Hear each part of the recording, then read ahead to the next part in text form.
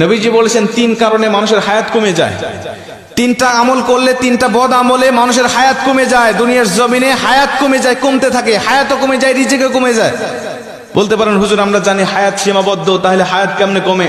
নবীজি বলছেন, বুখারীর বর্ণনায় আবু হুরায়রা রাদিয়াল্লাহু তাআলা হাদিসটা বর্ণনা করেছেন, মানুষের কিছু নেক আমলের কারণে হায়াতের মধ্যে আল্লাহ বরকত দান করে, আবার বদ আমলের কারণে আল্লাহ পাক মানুষের হায়াতের মধ্য থেকে বরকত ছিনিয়ে নেয়, ওই মানুষটা দ্রুত দুনিয়া থেকে বিদায় নিয়ে চলে যায়।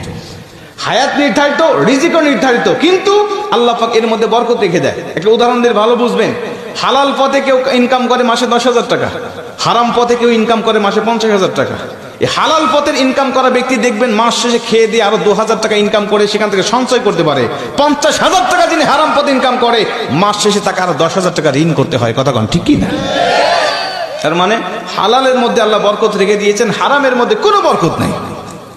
নবীজি বলছেন হাদিসের মধ্যে, যদি ওই ব্যক্তি আল্লাহ পাকের নাশুকরি করে, আল্লাহ পাকের শুকরিয়া আদায় থেকে মুখ ফিরিয়ে নেয়, তখন আল্লাহ পাক তার হায়াতটাকে সংকীর্ণ করে দেয়, হায়াতের মধ্যে থেকে বরকত আল্লাহ পাক ছিনিয়ে নেয়। এজন্য সব সময় আমরা হায়াতের আল্লাহ পাকের শুকরিয়া আদায় করতে থাকবো ইনশাআল্লাহ। যে পজিশনে রেখেছি আমরা ওই পজিশন থেকে শুকরিয়া করব। 2 নম্বরে নবীজি বলছেন, ওই ব্যক্তির হায়াতটাকে আল্লাহ পাক সংকীর্ণ করে দেয় যেই ব্যক্তি দুনিয়ার জমিনে প্রয়োজনের থেকে অতিরিক্ত খাবার খায়। মানুষের রিজিক কিন্তু নির্ধারিত, আমরা জানি। রিজিক শেষ হয়ে যাবে, আপনার হায়াত ফুরিয়ে যাবে, আপনি দুনিয়া থেকে বিদায় নিয়ে চলে যাবেন। একটা দানা যখন আপনার জন্য আর পৃথিবীর এই প্রান্ত থেকে ও প্রান্ত ফেরেশতারা খুঁজে পাবেন না, আপনার রিজিকের ব্যবস্থা হবে না, সেদিন মালাকুল মউত আপনার কাছে উপস্থিত হয়ে যাবে। খাবার খাবেন, হিসাব করে খাবেন। 3 নম্বরে নবীজি সাল্লাল্লাহু আলাইহি ওয়াসাল্লাম বলছেন, ওই ব্যক্তির হায়াত আল্লাহ পাক ফুরিয়ে নেয়, কমিয়ে নেয়। ওই ব্যক্তিকে আল্লাহ পাক দ্রুত তার হায়াতের মধ্য থেকে বরকত আল্লাহ পাক ছিনিয়ে নেয় যেই ব্যক্তি আত্মীয়তার সম্পর্ক ছিন্ন করে ফেলে। আত্মীয়তার সম্পর্ক ছিন্ন করা মানুষ এখন আমাদের সমাজে বাড়তেছে না কমতেছে?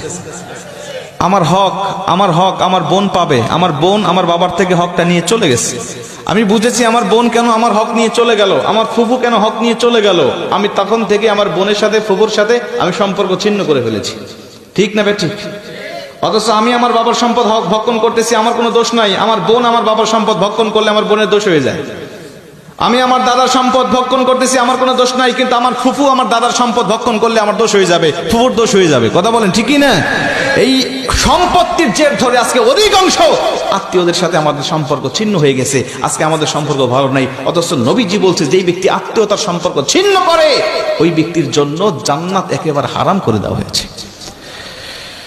আজকে দেখেন, আপনার আত্মীয়র মধ্যে কার সাথে সম্পর্ক আপনার ঠিক নাই, মাহফিল থেকে গিয়ে আপনি তার সাথে সম্পর্ক জোড়া লাগানোর চেষ্টা করবেন। বোনের সাথে কথা বলেন না, বোনের সাথে কথা বলেন। ফুফুর সাথে কথা নাই, ফুফুর সাথে কথা বলেন। চাচা ভাতিজার সাথে সম্পর্ক নাই, চাচা ভাতিজার সাথে সম্পর্ক জোড়া লাগিয়ে ফেলেন। কসম করে বলছি, নবীজি বলছে, যারা আত্মীয়তার সম্পর্ককে রক্ষা করে, জোড়া লাগায়, আমি নবী আর ওই বান্দা একই জান্নাতে থাকবো। আল্লাহ পাক আমাদের আত্মীয়তার সম্পর্ক রক্ষা করার তৌফিক দান করুক। জোরে বলেন আমিন।